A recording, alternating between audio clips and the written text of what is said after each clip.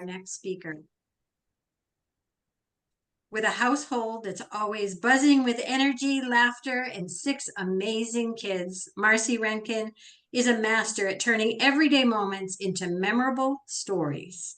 Today, she will share how those humorous family tales can become powerful tools in your own speeches and presentations. Whether you have kids or not, you'll find her insights invaluable. With her presentation, Kids Provide Humor. Please join me in welcoming the mom, the myth, the legend, Marci Renken.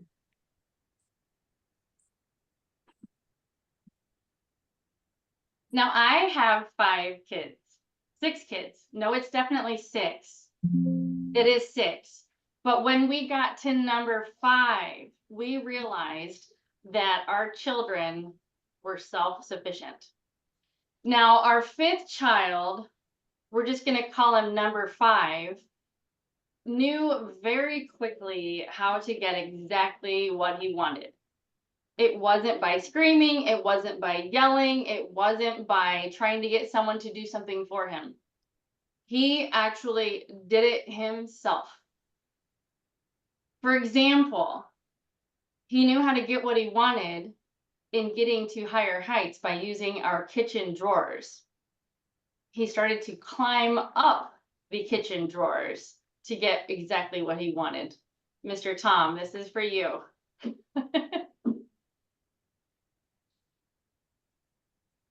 So here you see it pictured exactly what I'm referring to. And it didn't stop there. It wasn't just about getting to higher heights. He took care of his own needs. He didn't care to be put down for a nap. He napped right where he was. He could always get what he wanted, which is the next picture. There's a theme here. He could get whatever he wanted whenever he wanted. And that included things like cookies that were up on the counter out of his reach. He sat on top of the kitchen counter holding a bag of cookies, helping himself to every last delectable bite. While it may have caused me to chortle just a bit, I had to get my camera before I whisked him off the counter to safety. Now, these are a few examples of some things that happened, but one of the things that happens every time with this newfound skill of independence my children have is that it creates chaos in my house. The rug under my dining room table has been saturated with milk for the past 19 years. That's how old my oldest is. He's 19. He just graduated high school. My youngest is only 15 months old, and she is in this particular arena now. The spilled milk is about to make its comeback. Now, I didn't just have Kids for Stories, but it is a fantastic resource. Find Your Funny Toastmasters. Again, my name is Marci Renken. I am so thrilled to be here with you today and hope that I can leave you with a couple more tips than you came with.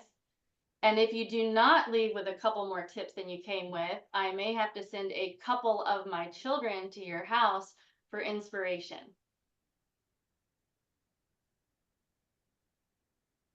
So we do honestly have names for our children. I was telling you that we have 5 kids, actually 6. It is 6. The youngest is a girl. She's adorable. Number 6. We found it a lot easier and more efficient to go with a numbering system. Sometimes we use evens and odds. Like Tom will take the evens for the day to go to a park, have some ice cream, and I'll keep the odds at home, and maybe we'll do some cleanup around the house, and then we'll go out the next day. We also have a system that we use called the bigs and the littles. So the bigs, they can stay home by themselves pretty much anytime. The littles, on the other hand, probably not a great idea to leave them home on their own. Now, when we're texting, my husband and I will often refer to our kids by their first initial. So when I'm texting about our oldest, it's W, then it's D, then it's J, then it's H, then it's R, and then E or ES, because she does have a middle name we like to refer to her by quite a lot. But what's great now is that we can actually leave our bigs home with the littles.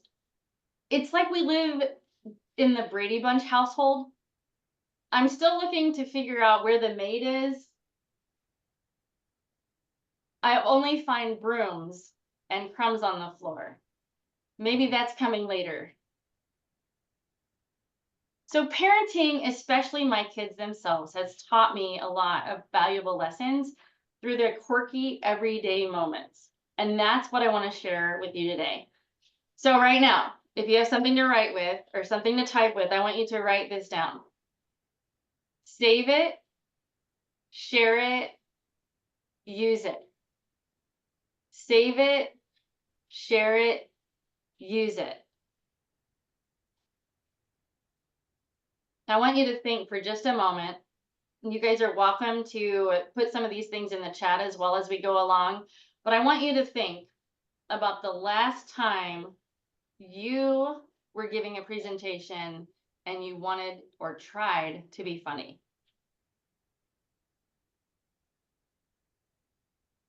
When was that last time you tried to be funny? Maybe it was last week.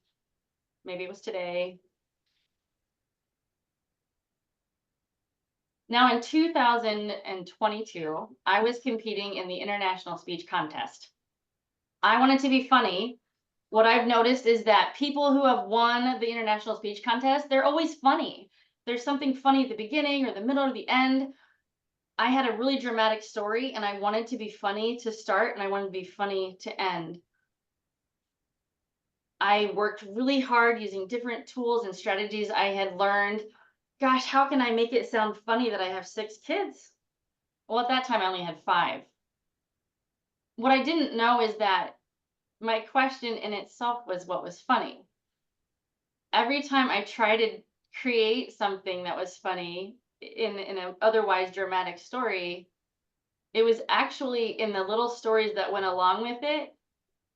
That is where the humor was for me. So I ended up stumbling upon this process. Now I want to ask you, what is the difference between trying to be funny and sharing a funny story? Is there someone that can unmute and share with me or raise your hand and we can kind of call on somebody?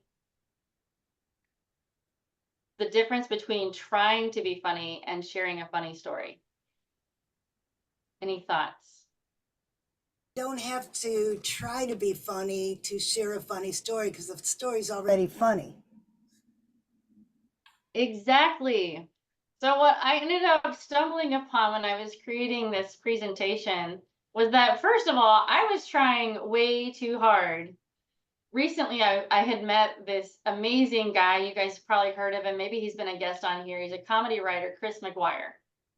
And the moment I met him and he learned that I had 6 kids, he's like, Marci, you have so much material. I realized that all these years I've been taking these photos, just like those photos I showed you of Robert, doing those things on the table, the spilt milk, the messes, all these crazy things. Tom, for a second, go back a slide, please. So all of these crazy things I was taking pictures of, not realizing that I was capturing hilarious moments and stories that I could use for later. So what I ended up doing is I shared them on Facebook. I shared them with friends. I was showing my little picture reel whenever I was with someone. And people were laughing. If you're sharing a photo with someone and they're laughing about it, if you're sharing a story, then it's funny. So first of all, save those moments, whether it's a photo or whether you just write down something funny that you observed. And then secondly, my second legendary tip is share it. For me, it's Facebook, it's social media, it's someone I'm passing in the middle of a Walmart store. When you have 6 kids, you talk to everyone, especially if they are an adult. So now this slide that Tom has up there, there is a picture of a Scooperman ice cream next to a box of Fruit Loops. Now, what on earth is the story here? I don't know how many of you have children, but you learn a lot through children. If you don't have children, you can learn something through my kids today. Now, my son was sitting at the dining room table, and I walked in, and he had a whole entire tub of ice cream. He had a spoon. It's right there in the picture. This is the moment I captured. He is eating ice cream. So my response, you can't have ice cream for breakfast? What are you doing? My husband came in and he was like, what's going on? He's having ice cream for breakfast. You can't have ice cream for breakfast. Hey, Robert, why don't you have a yogurt? Yogurt is healthy. Yogurt is good. Besides, ice cream has way too much sugar. Well, curiosity got the best of us, and we compared the ingredients of a box of cereal to Scooperman ice cream. And what we found is that cereal has a lot more sugar. So then go ahead to the next picture.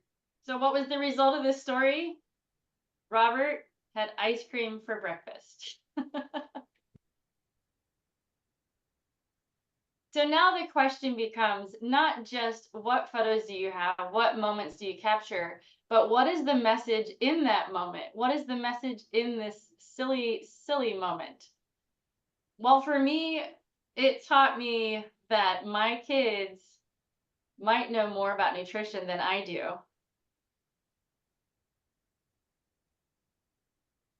It also taught me how to read the labels on the packaging. So now I am not writing down, I am looking at the labels before I decide what my kids can and cannot have for dinner, for lunch, for breakfast, for anything. Do you want a Twinkie? Well, let me see. Is a Twinkie better than an apple? It might be today. So this goes into my legendary tip number 3. And it's not bring a baby to your presentation, but I'm going to use it because she's here. But number 3 is use it. So you're going to save it, you're going to share it, and then you're going to use it. Just like I do every cute, adorable moment. Yeah, isn't that right? See, we practiced this. So show me by a thumbs up. Are you familiar with using a story file? I suspect many of you are familiar with the story file. Awesome.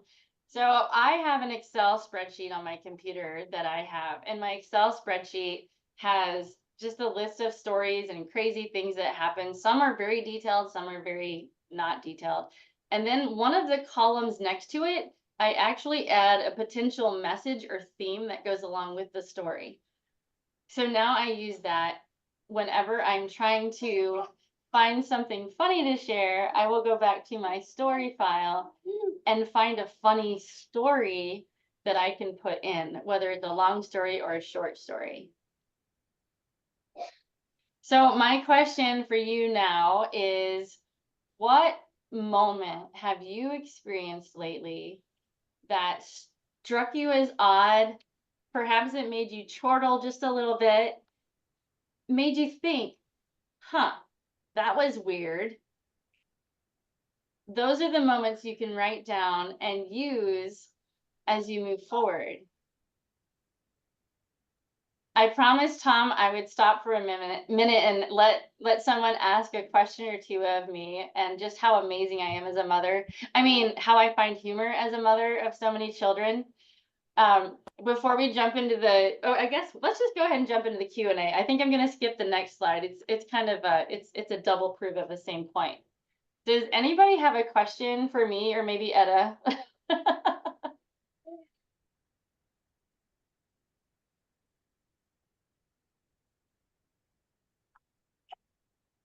You guys are doing such a great job of absorbing all of this. You're just like, oh my gosh. Well, I'll tell you, the number one question I get is, how do you do it all? I have a few different hats that I wear. I have a lot of different baskets. Yeah, this is one of them. So I'm always asked, how on earth do you do it all with the kids? Well, first of all, I get incredibly creative and ingenuitive and bring my children with me just about everywhere I go. And this is case in point. Secondly, I really, really like chocolate, coffee, and wine. The other day, my son said, Mom, Edda's trying to rob you. This is Edda. She was trying to rob me. I was passing through the kitchen and I'm like, okay, whatever. I said whatever to my 19-year-old, which is kind of funny.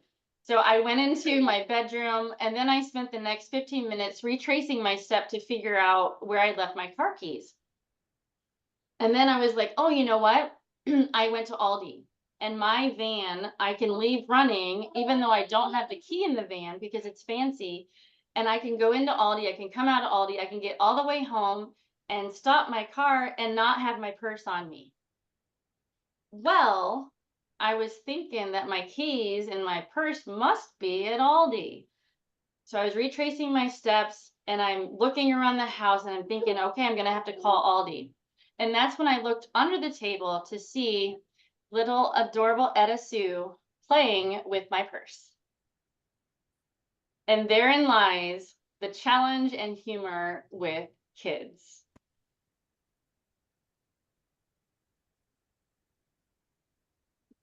Thank you. I did have one question. Do any of your older children not want you to tell this story or that story? Or do you ever get in trouble for sharing a story because it might embarrass them? I actually do end up depending on what the story is, I will take time to ask them specifically. My oldest son has a more dramatic story, and every time I go to share it, I ask his permission. And at this point, he's almost given me just a blanket statement at, yeah, go ahead, Mom. I know you're going to share it anyway. Just go ahead. It's fine. And it really, if it's a story that I think is going to make a profound impact or add a lot, sometimes you have to wait a little bit of time. My second oldest son spilled an entire gallon of milk because it was not on purpose. He wasn't pouring a glass of milk. He just tripped and spilled the entire gallon. And we laughed so hard, but he was immensely traumatized. So we had to wait, a few months before we shared that story. I have a question. It's Randall. Yeah. Do you have funny stories with your husband too, or it's just the kids, or? Yeah, actually, the reason we had 6 kids is because we compromised. So we've been married over 22 years. And I wanted to have 4 kids and he wanted to have 2 kids and we have 6. That's a compromise. That's your close. That's awesome, Marci. Proud of you. Thank you so much, Marci. I hope you can stay for the rest of the meeting. Sure. Thank you.